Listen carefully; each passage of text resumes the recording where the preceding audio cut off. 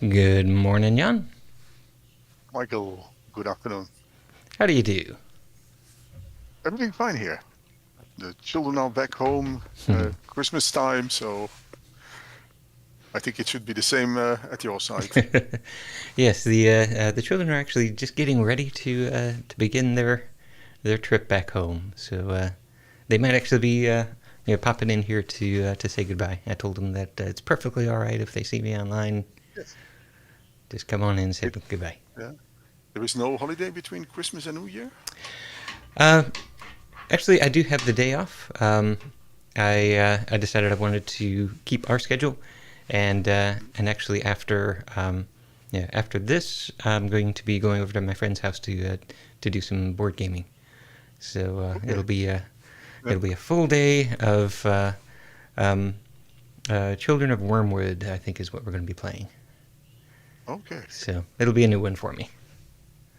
No, here it's not really holiday. Most of the companies, they do work this week, but Hmm. it's school holiday. I see. So that's why the children are home. Ah. Um, so, Yeah, well, okay. my children are out of school, so they're just heading back home so they can get back to work. I have three of them, and three of them are still in school. So, Mhm. school and university. So the Awesome. advantage is that they have holiday now, but Yeah. they do have to they do have to study because the two at the university they have exams after the holiday. Yeah, yeah. Which So I never did understand that. I mean, come on, get the stress over before you get to mm, relax. yeah, that's the way it is. Yes, indeed. I'm always lucky that it's a long time ago for me. Yeah. uh, Working is so much nicer than going to school. Mhm. Yeah, I have some nostalgia for school, though. I thought that my career was going to take me into academia, and sometimes I think, I would love to be a professor. I'd like to get back into that world, but But maybe after I not retire. not as a student to do exams. Yes, exactly. To give his Uh, exams. and to study things, because the nice thing is once you're out that you can study the things you like to study Yeah. at the time you want to study. um, but the things, there are always nice subjects at the university, but there are other subjects that are nice for other people but not. Yeah. Yeah, and they don't teach it to undergraduates until it's already been well figured out. Nobody's actually doing any active research in those areas. The graduate students, they get to study things that people are still kind of actively working on. But yeah, to pick a place that you want to make your contribution and to collaborate with other people that are kind of tangential to that area. That's the kind of academic experience yeah, that I really Mm, that I really want. But to be on the yeah, cutting edge. yeah, exactly.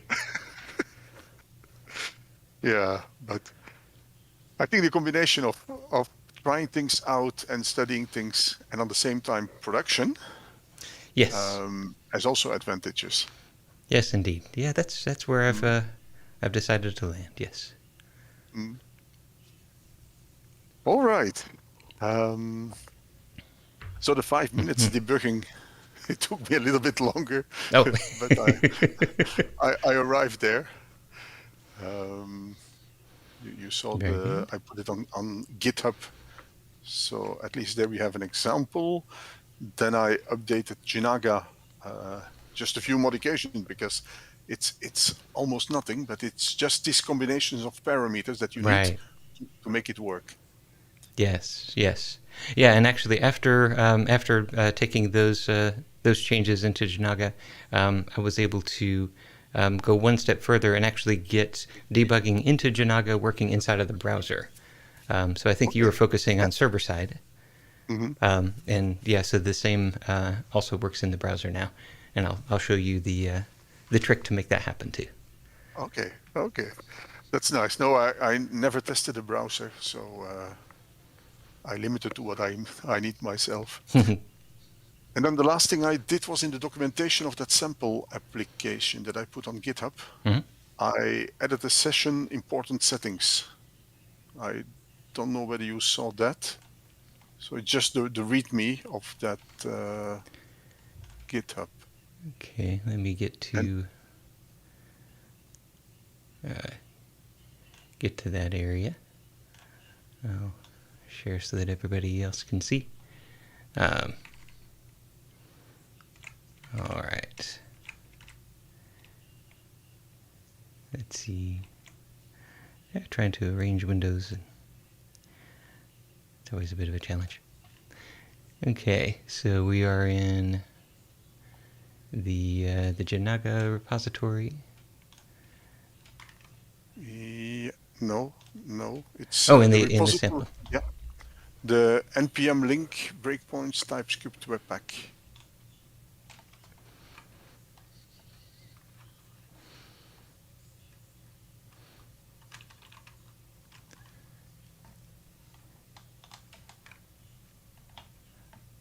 Okay.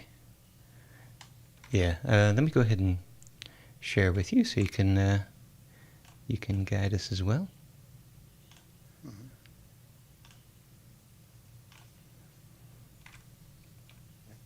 String. Yeah, so okay. in that README, if you go to the bottom, first the setup, then something about the breakpoints, and the important thing there is the diagnostic tools. So there are multiple diagnostic tools that you can use if the breakpoints don't work. But all this information is hidden in the documentation. So I put it together here. Then the symlink, how to create it, how to delete it, how to verify in the diagnostics here, how to verify that the symlink is really active. Then Webpack, how to make it compatible with npm link. And there you see that small piece of code output, on top now, just on top. The big problem was that the naming of the reference in the map files towards the source file, that naming was not compatible with what VS Code is using. So Webpack makes it like Webpack : / and then the name, while VS Code doesn't like that Webpack part. And on top of that, it has to be a relative path because we are using the symlink. And so by using this DevTool module file name template, there we can add a function that will convert that absolute or that link into what we want. And therefore we have this double dot as a relative path. Right. And then relative towards the dir name. Okay. So that's something that you do have to adapt if your folder structure is different. Okay. It's possible to come up with something more clever here to make it easier, but all right. And the info object that's coming in. So I'm taking it that this absolute resource path is the literal place that it occurs on the drive versus the Webpack : that is some other property of info, I'm assuming. But that's what we're returning here is what we want it to be. Yeah, that absolute path will be C : / and so on. But since we need the relative path, we just use path.relative compared to the dir name. That's the application directory.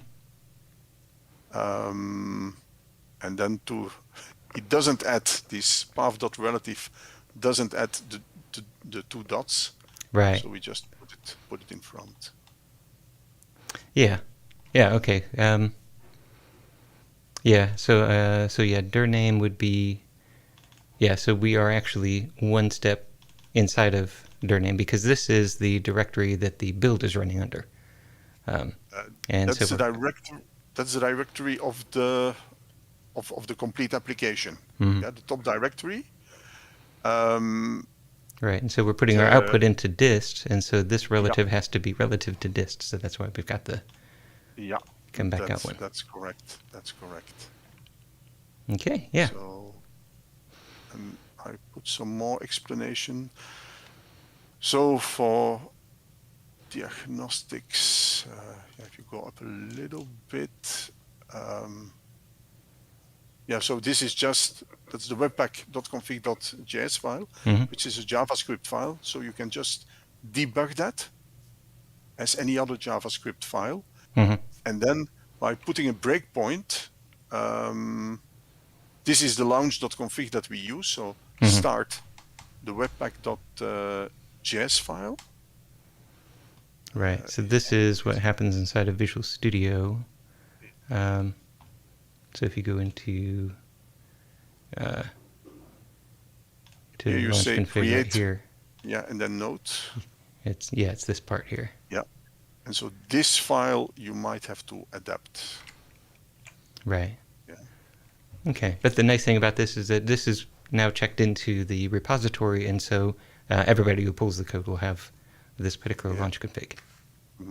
So here it will start Webpack, and if you put a breakpoint inside the webpack.config.js, which is on top the file that we had before, here you put a breakpoint in, for example, the return statement. Yeah. Then you can go and look what is inside this absolute resource path. Is this function working correctly, and so on. That's pretty cool. I never thought about debugging Webpack like that. Well, that could definitely come in handy. It's a complicated beast. Yeah, because even these two dots in front, I thought that path.relative would give it to me, and then you discover, no, it's not there. So by debugging, it's easy to find out what is happening. Yeah. And then this I added 2 days ago, I think. So these are just file by file, the important parameters. Yeah, and so you see here these DevTools with a little description. So that summarizes everything you have to change to hopefully make it work. Yes. Yeah, and when you look up the documentation on DevTool, it's got this huge table of all these different options that you might have, and that I always choose the wrong one. Sourcemap is the most versatile and reliable one. Well, that one does work. I didn't go and try all because I think in this way we have a double source map. We have a source map inside the map file. Inside the source map, you also have the source code. It includes the source code inside the source map file, and we have the original source files as well. So probably we don't need it twice, but who cares? It's about debugging, so it's not a production. It's not a production build. So if it is twice in there, it doesn't really matter. Yeah, and in fact, I found that doing this DevTool source map inside of the Jinaga library, so it does include the Jinaga source code in the source map. That is what then allowed me to take one extra step and basically include that Jinaga source code in your application's source map, so that then you could set breakpoints inside of Jinaga while you're running it from your application. Yeah. Yeah, and without bundling that entire source code in there, there's when I do the Jinaga build to create the npm package, I believe I'm just shipping the dist folder. I think that's true, but yeah, that makes that whole process work.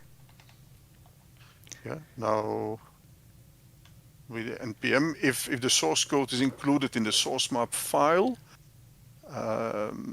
we might even debug in the npm file. I didn't try that.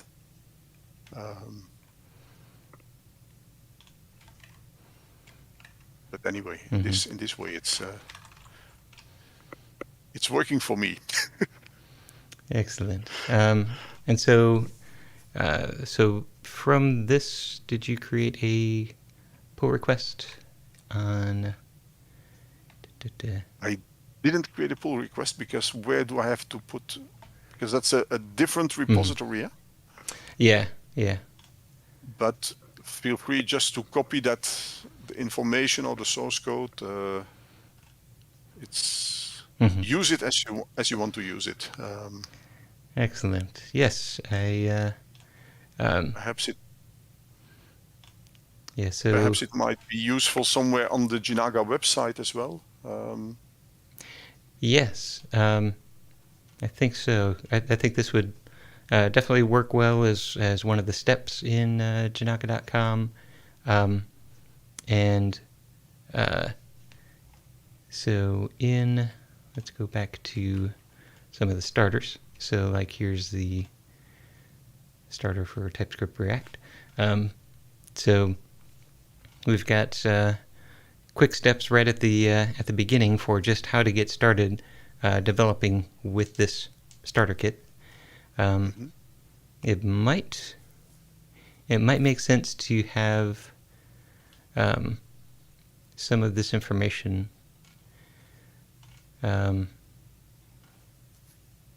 either included in here or maybe linked to from here. First we go to the Jinaga website under the docs.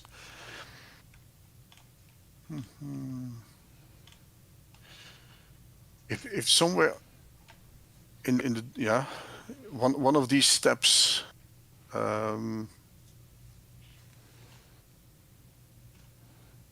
set up. Yeah, maybe a section on diagnostic steps. Yeah. So or debugging or diagnostics yeah. or. Yeah, I think debugging makes more sense. Yeah, because diagnostics, people might think that that's also observability, and that's not what we're targeting here.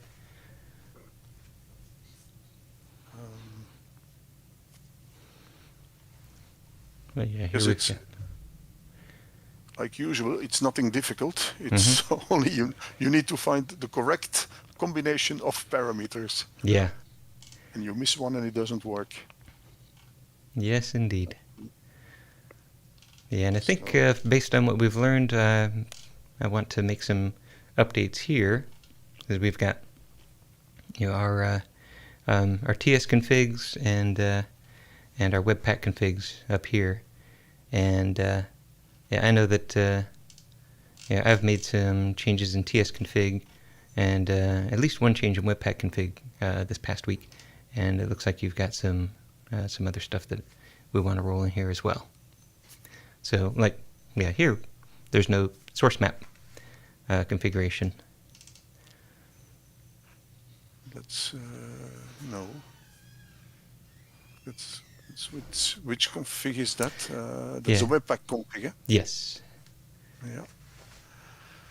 Yeah, there are so many parameters,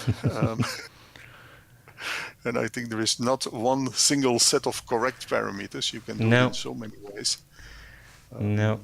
In fact, you could argue that there doesn't exist a single set of correct parameters. Not only has nobody just written the definitive, this is the one, maybe that one doesn't exist. It's I found that it's really hard to get something to completely work end to end. It's like somebody has solved 80% of the problem, and then that last 20% is just up to you. Like the last one that I was working on.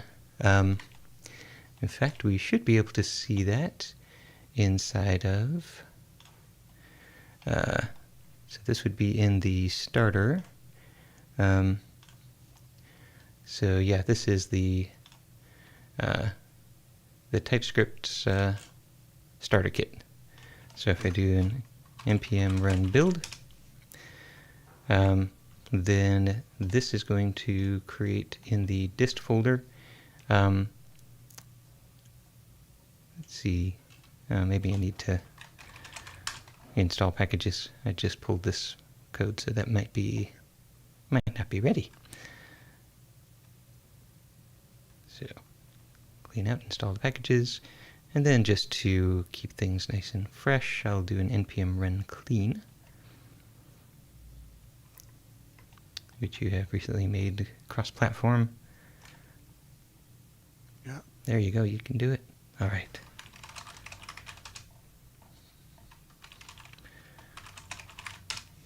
Okay, so the dist folder has disappeared. Now it's going to create it again by running webpack and tsc. And one other script that I added, you saw it there briefly. It was build copy. So so here it has created the scripts. That's the client side code, and inside of okay, actually, yeah, this isn't the part that I wanted to show, but we can kind of start here. If you go to index content-hash.js, then here's the minified and bundled code, and at the very bottom we have source mapping URL. Yep. And so the browser is going to download this because it's going to run this code, but then when it sees this comment at the end, then it's going to say, I want to go back up there and get the source map. So you have to make sure that you serve this file from the server as well. Yeah. And then this is, as you said before, where the source code is embedded. So there's the source code. Yeah. Yeah, that's the actual original TypeScript code that we built for this application. But if we look closely in here, it's somewhere hard to see there. Yeah. I think at the beginning of that code you should also have a reference to the original source files. Perhaps should be at the beginning of behind this, because these are the links inside the Yeah. There, sources webpack, higher. Mm-hmm. Yeah, still higher. Yeah, So there's your cursor. Mm-hmm. You see that's the one. So it starts with webpack _, my application, and then and you have multiple there because it points to app.scss, Mm-hmm. api.js, and so on, and all that has to be translated for VS Code. But apparently the browser doesn't care because it uses the source code inside the map file. Yes, yeah. This is just, as far as the browser is concerned, this is just how it displays it in a tree. So let's go ahead and npm start. Let's just run this.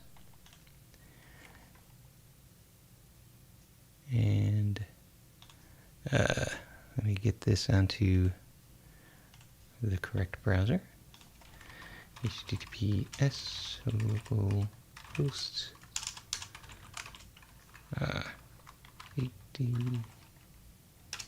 80. Was that right? That wasn't right. Oh, just HTTP, not HTTPS.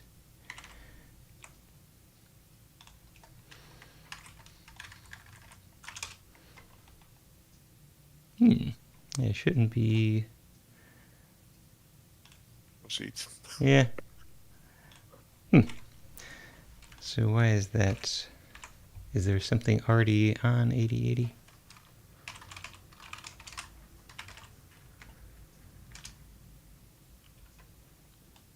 Nope, nothing there. Just I know why. I used start rather than dev. This is another change that I just made. In fact, I'm not sure why I was able to have success without this before. But in dev, when you run dev server, it's going to set node environment to develop before it does the TSC watch.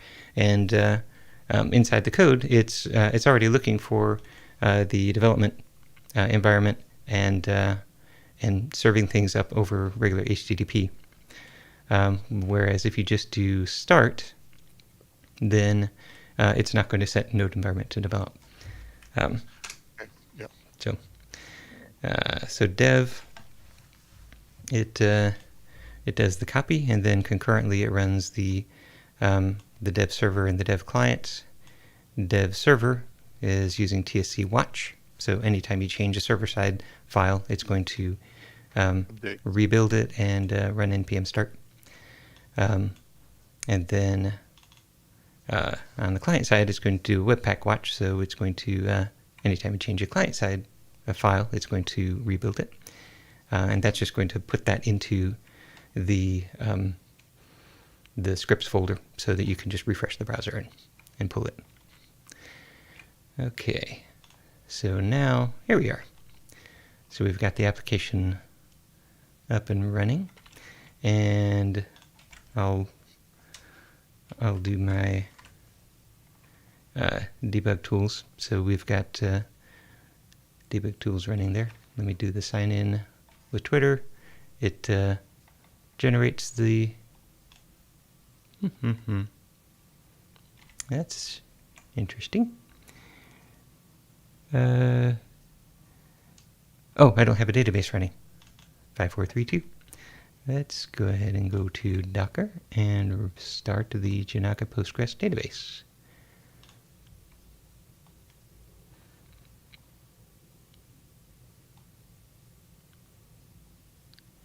Skipping initialization. Yeah, okay, so it's already running. Yeah, right. There we go. Running. Now if I sign in, it's going to be able to connect to the database.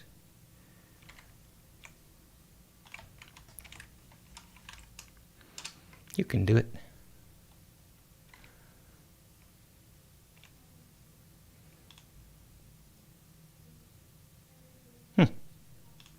Doesn't want. It is having a hard time.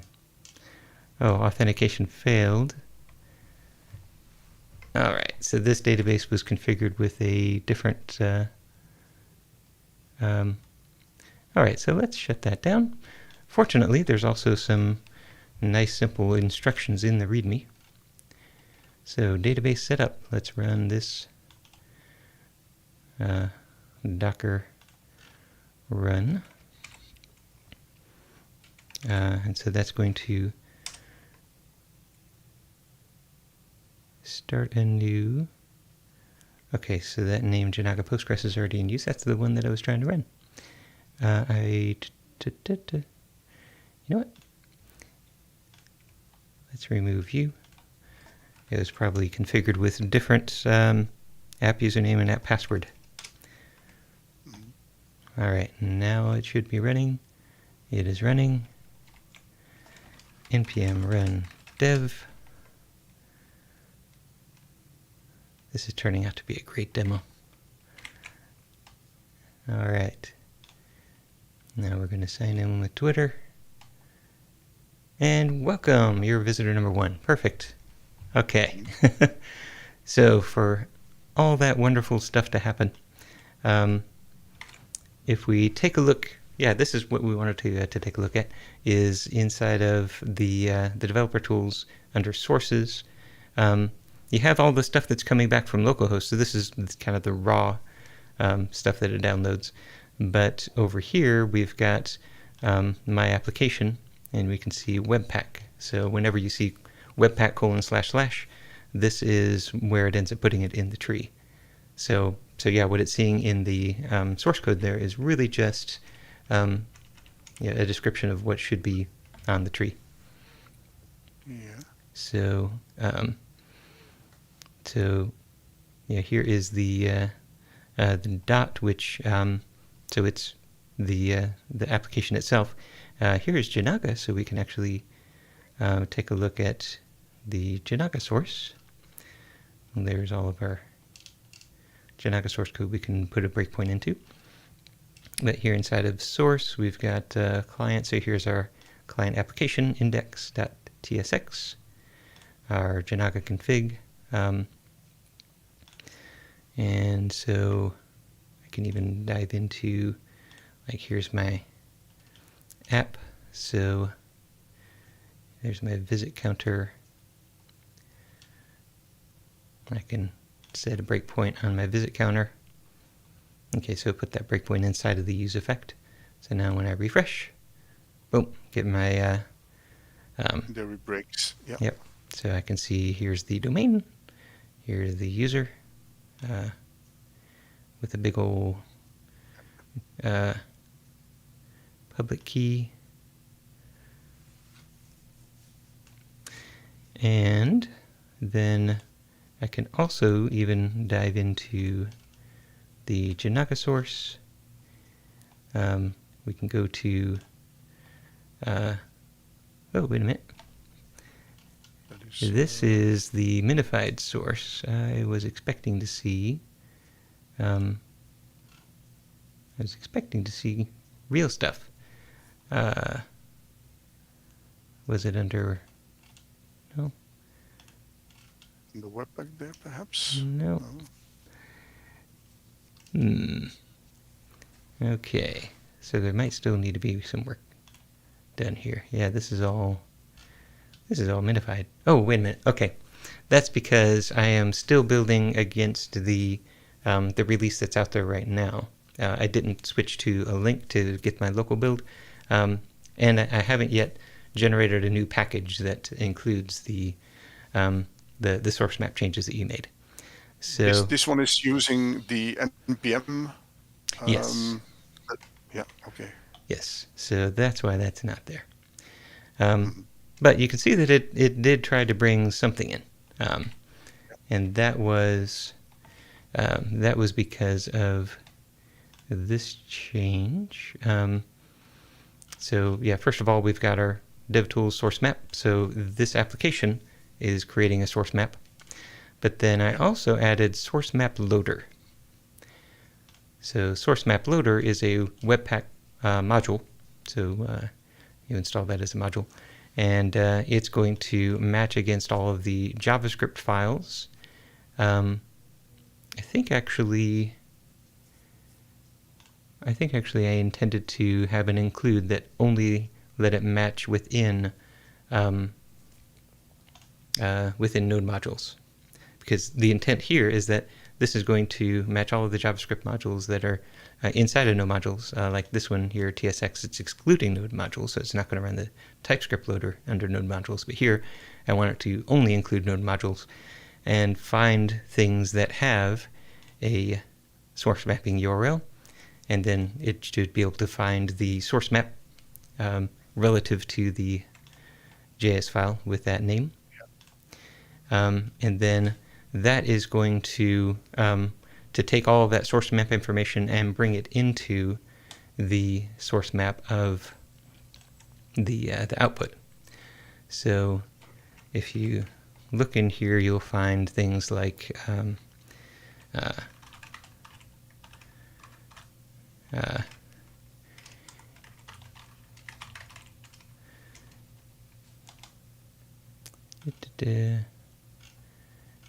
yeah, so here's all the like there's something called feed inside of Jinaga. So yeah, here's feed impl. So it brought that in, and so if we scroll down to where it's got that, so here is all of the source code. Right now, this is the minified bundled source code from Jinaga.JS. But if we had that one extra change that you put in there, even if it were deployed to npm, so this doesn't require that it be linked, but then it would be able to show you the actual Jinaga TypeScript source code right here, and then it would be downloaded and shown inside of the browser. That's great. So actually now we have all the different scenarios. Mm-hmm. That is nice. But then you can debug the client code Yes. in the browser, but how come you can debug the server code inside your browser? Because that server code is running on the server. Right. So yeah, you wouldn't be able to debug the server code on the browser. As far as, let's see, let's go back here. So here, you can see as far as our application build is concerned, we've got just the client folder and shared model. So we've got our shared source code. Within the application, so that means it did not include any of the server code. So it's just Because that part is just running on the server, so it's not executing on the browser. Right. Yep. So it's starting from here and following all of these imports.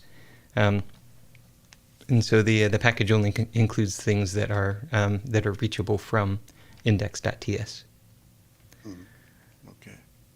So yeah, if you dig down through here a few times, then you will end up with a reference to shared model list or visit. Because inside VS Code there is also something like remote debugging. Mm-hmm. So I'm not sure whether you could do that from the browser. Even didn't play with it, but it should allow you to debug an application afterwards when it's running on a client machine, for example, from a remote location. Yeah, and I think that is via SSH. So, yeah, I haven't played around with that. So far, this is just the configuration that you. I think this was part of your pull request earlier this week. Yeah. So, yeah, with this configuration, you can debug the server-side code running locally.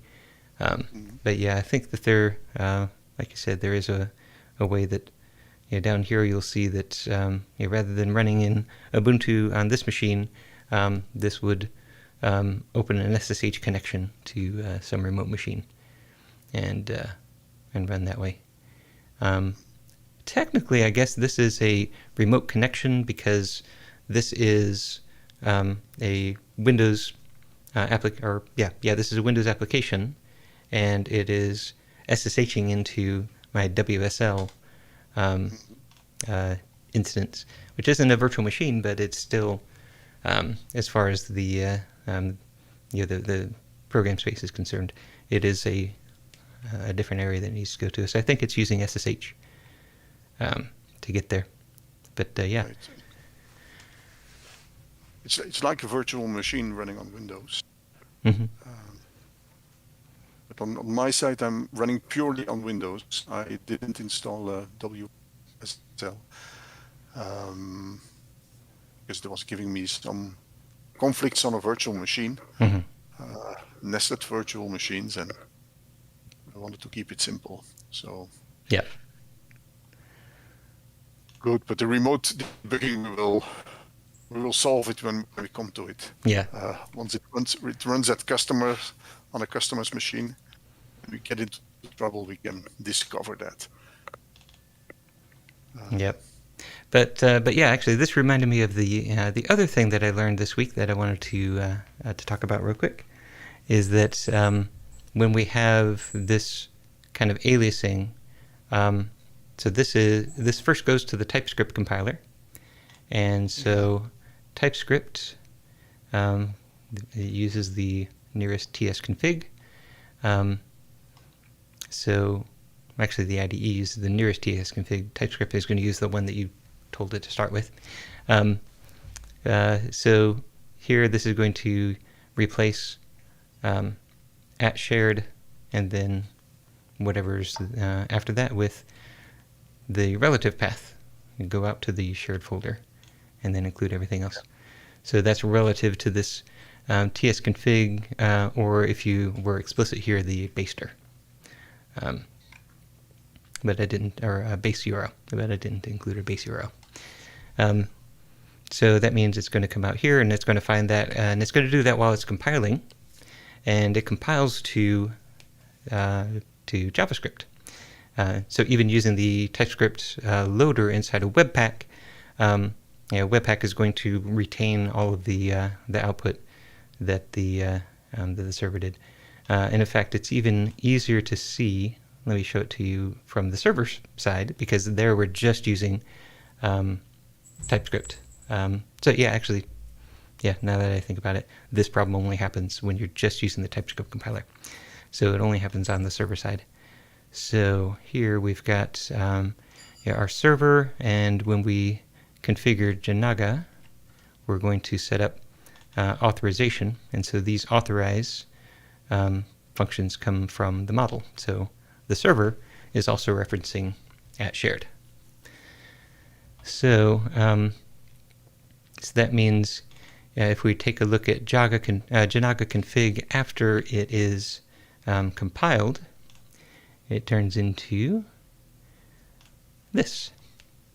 And we can see that it still has require @shared. Yeah.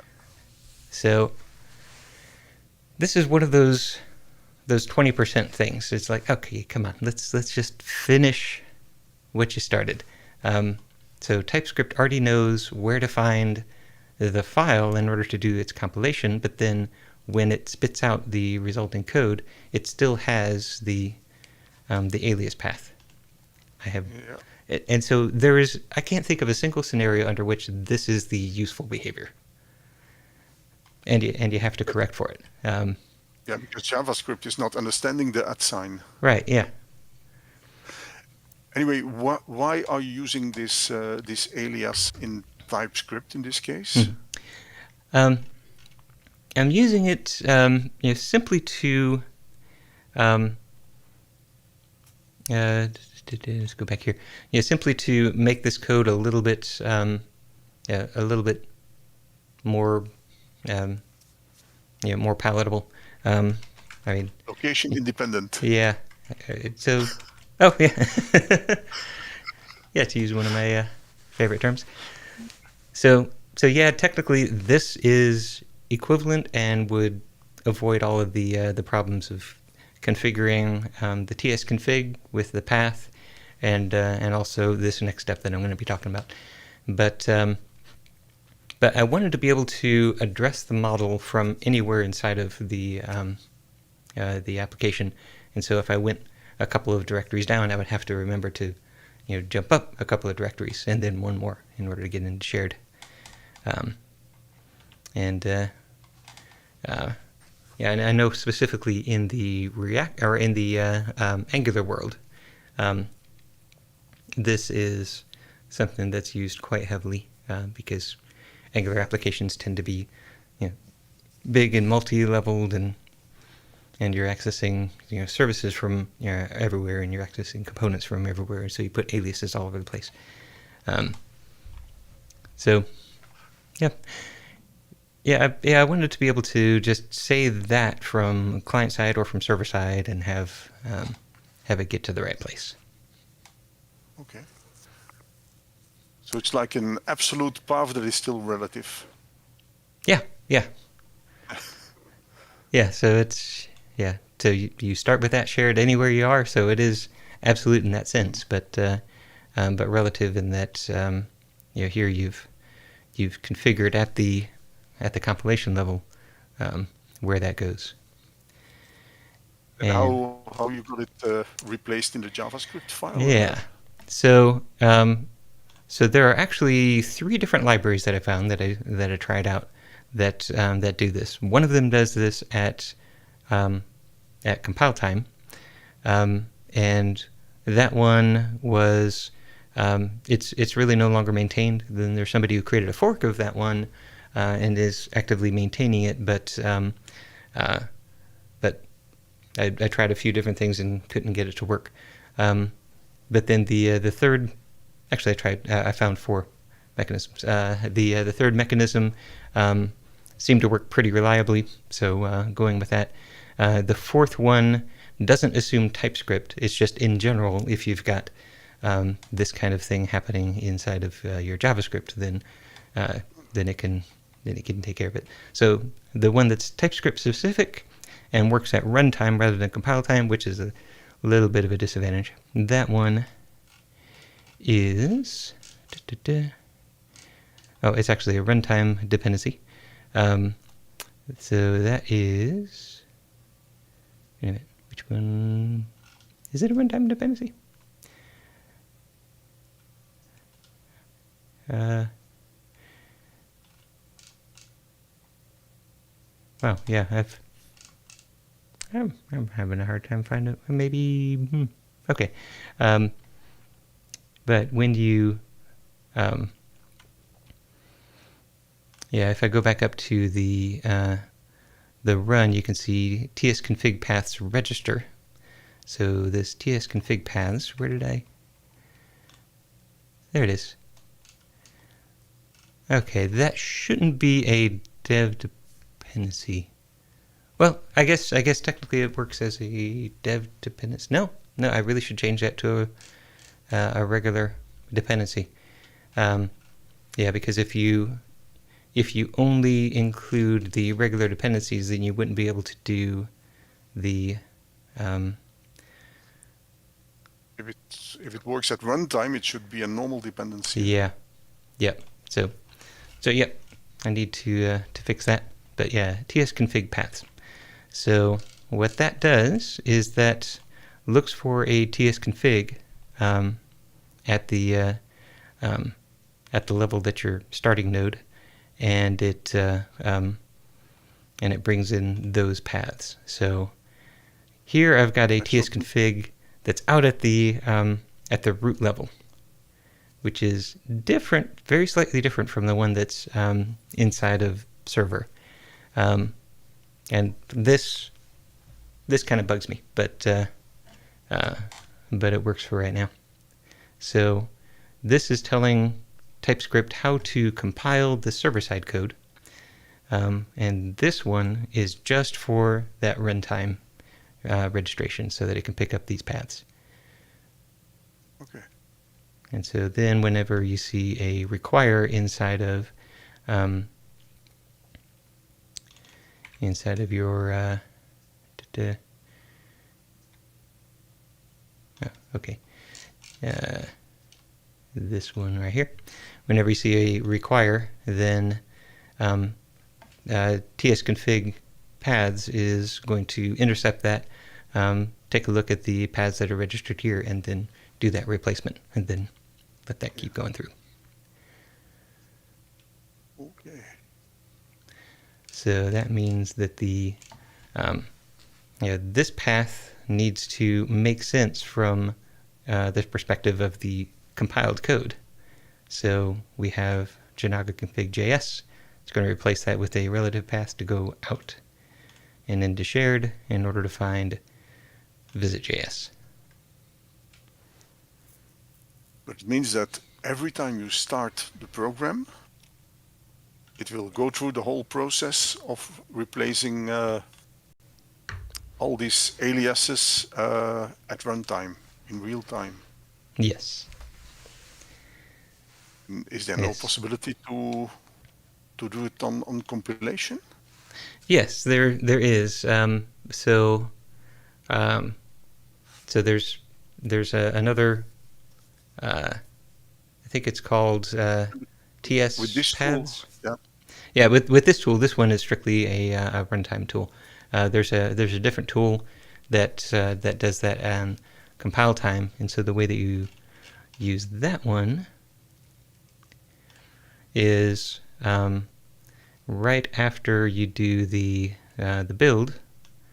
So like here I put it in the on success of the TSC watch. But yeah, you basically run TSC, and then on success it runs one more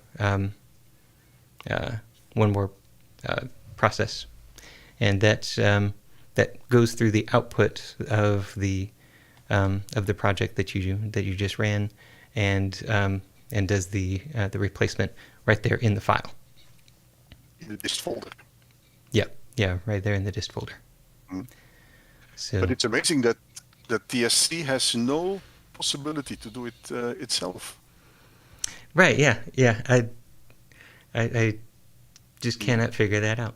Why would they only take you 80% of the way? Yeah. Amazing.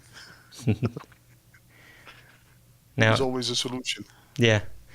Now Webpack. So yeah, the Webpack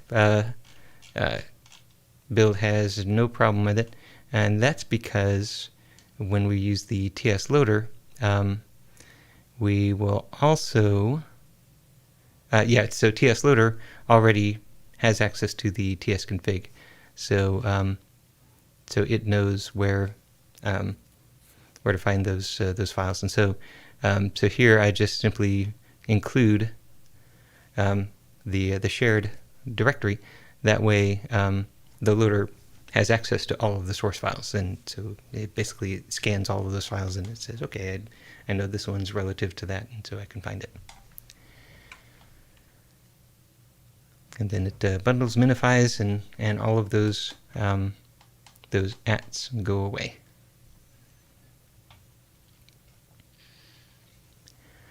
It would be easy if they would go 100% and not 80%. Mm-hmm. Yes, indeed. One of the things I encountered when I was trying to do the debugging, actually the shared list application was still using the NPM build of Jinaga 2.5.3 and not the latest. And actually I could, shared list can just use 2.5.6 without any problem if you use the NPM. But if you use the symlink, I got troubles. And the reason took me quite some playing to find that out, was that shared list is using Express, and the Jinaga library is also using Express. And they were not using the same version. Actually, shared list as main application was using a version of Express which was lower than the Jinaga library. And that caused trouble. So after I did an NPM update, it was okay. Okay. Yeah. So yeah, before the talk in Austin coming up in a few weeks, definitely want to do an update on that. Yeah, I included it in the pull request. So if in the pull request, one of the commit steps was okay. Yeah, if you click that one,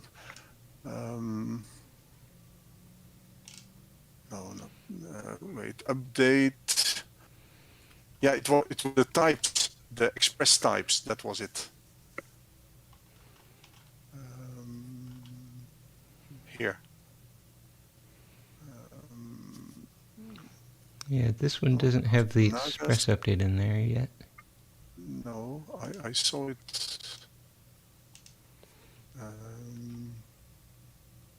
Was it?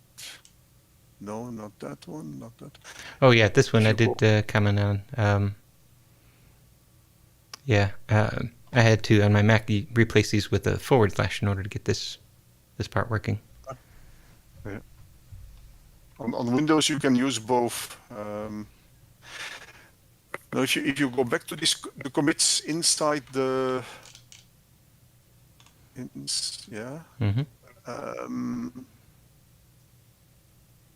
update here, the commit. Oh, types Express. Okay. Yeah, that was it.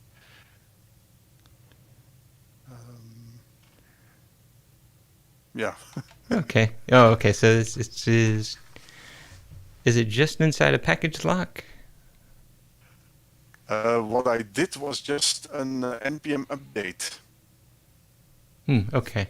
And then he will, in package.json, he will keep the way it uses that, because it's what that caret. Right. Yeah. Okay. And it will update package lock.json towards the latest version that complies with the package JSON. Okay. So that means that it was actually fixed in a patch build rather than a minor. Yeah. Huh. Okay. So yeah, with that kind of a change, I would expect it to be minor rather than patch, but yeah. Interesting. But anyway, so the package -lock is updated. So if you run with npm CI, you don't have problems anymore. Okay. All right. So these are all small things which Mhm. which take a lot of time. Yeah. Okay. And yeah. So would you mind pushing a change to just kind of turn these into / and then I can go ahead and merge this in. I think you already merged that. You didn't merge it? This one, no, I did not yet merge. Yeah. There was one that you created against the shared list application, so I've merged that one. Okay. I will adapt that one and. Or I'm sorry, I merged the one against Jinaga. This is shared list, yeah. I will adapt that one. Because on Windows, I think he accepts both of them. Yeah, I think so. Yeah, so once you double check that, then. Yeah, but that means in Jinaga, the path that we used to remember with the ... the template we looked at in the beginning, with the ... //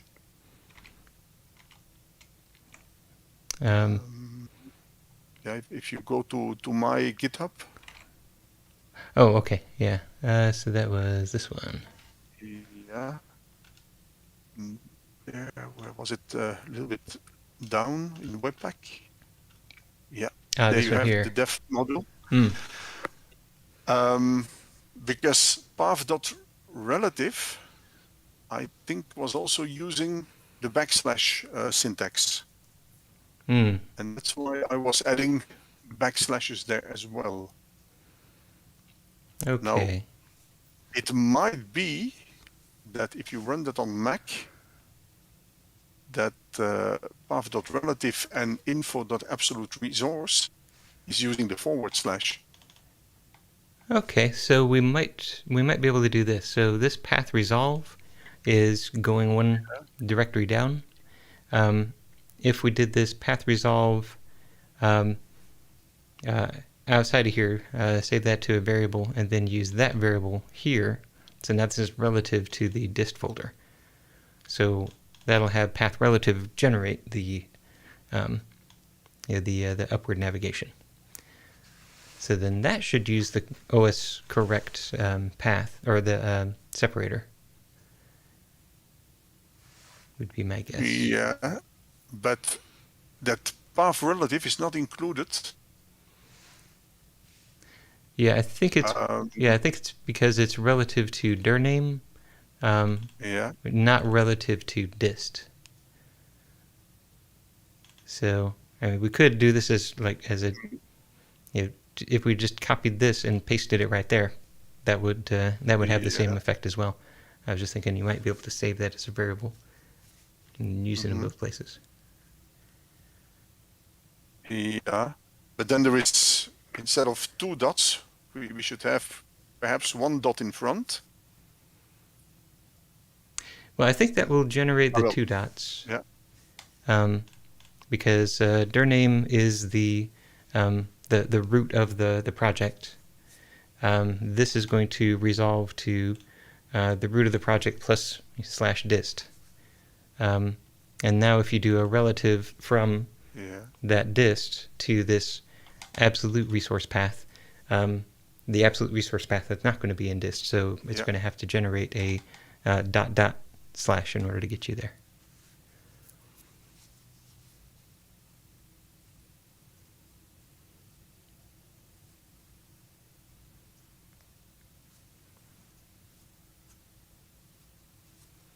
I'll try it out and see what it gives on Windows, whether I can change it to a / or leave out the backslashes, and then afterwards you can see whether it works on. Okay.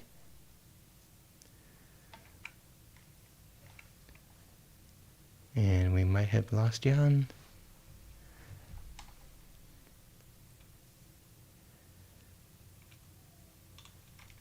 Michael, you Yep. still hear me? Yep, I can hear you now. Yeah, I think we were having some bad connection. Yep. Yeah, I was wondering if it went back to dropping you after now just an hour. So. No, I think the reason is simple. The children are home, so if they are all watching video or music or whatever, then it goes a little bit worse than usually. Yes, indeed.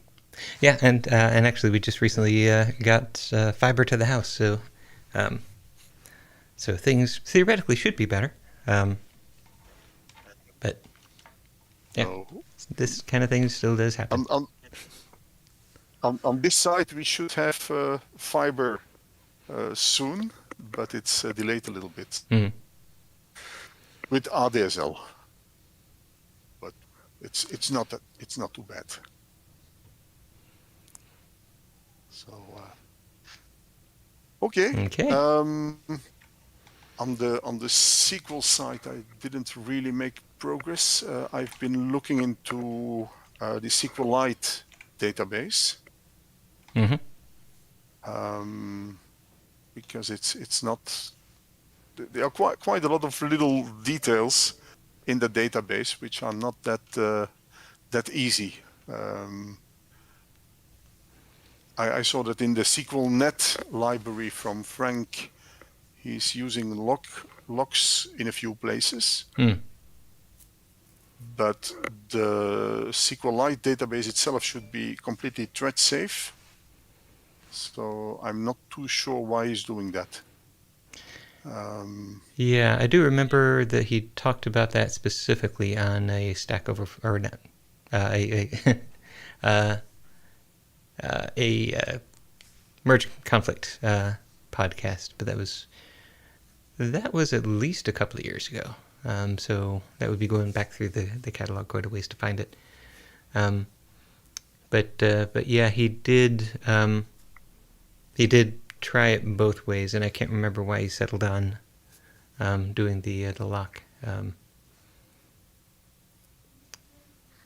But yeah, he was trying to keep it as lock free as possible and rely upon SQLite itself. But yeah, I ran into some issues there. Now, one of the reasons might be that his library has to work against older versions of SQLite as well.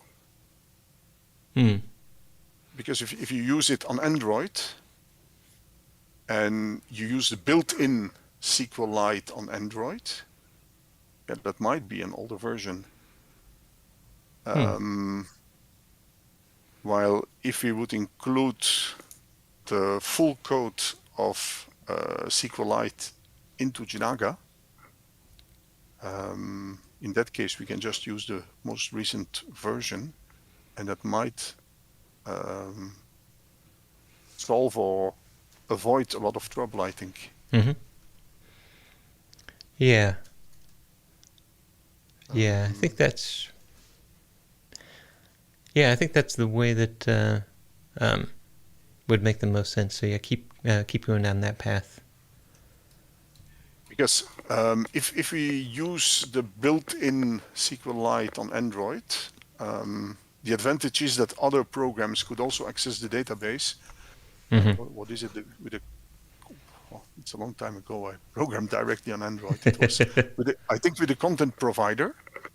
Content provider is just a library on top of the SQLite, and the content provider makes sure that all programs can access the database if you want to, without having threading issues, multi-threading issues. But we don't really need that, so we might as well include. Yep. Yeah, and in fact, we're assuming that the application is the only one that can access the database because as data comes into the database, we're going to be running query inverses in order to do all the notifications. And so if there's some other application that's updating the database without us seeing that, then we're not going to get our query inverses run, and we're not going to get updates. So yeah, it's built with the assumption that application and database go together. But then the idea is now we can take advantage of that architecture, and we can have each application having its own local database. Yeah, because the more I look into it, the more I like this SQLite database. It's actually very, very powerful. I think it's really the best solution for Jinaga. Yeah. As well for the local databases as for the server.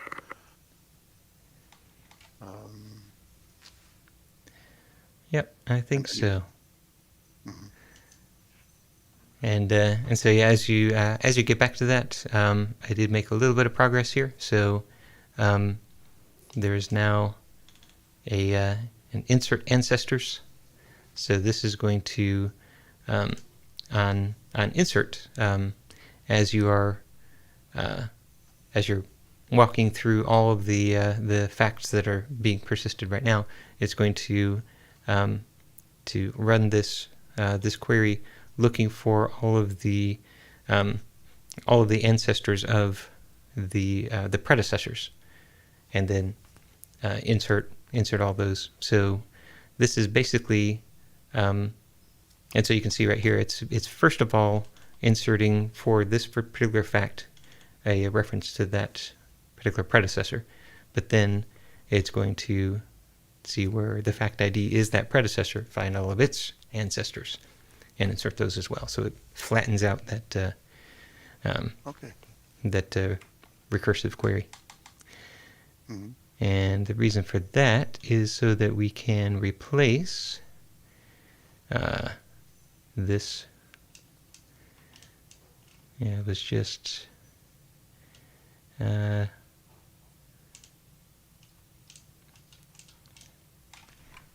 was just there. Let me see if I can.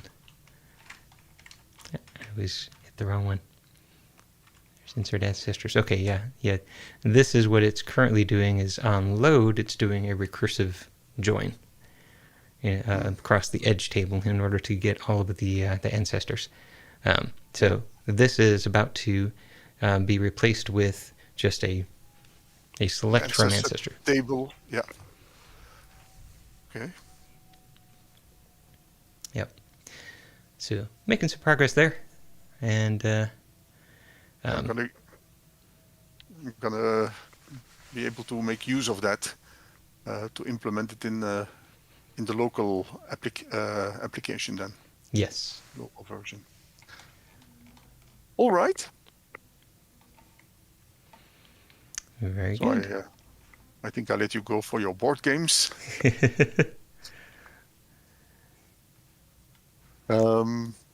Next week, Monday.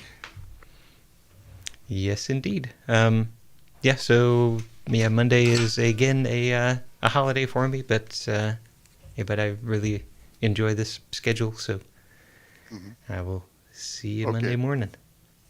Let me see you on Monday. Okay, Michael, thank you very much. Enjoy the end of the year. Indeed. And then and see you next year then. Yes, indeed. All Okay. right. Thanks, Jan. Bye bye. Bye.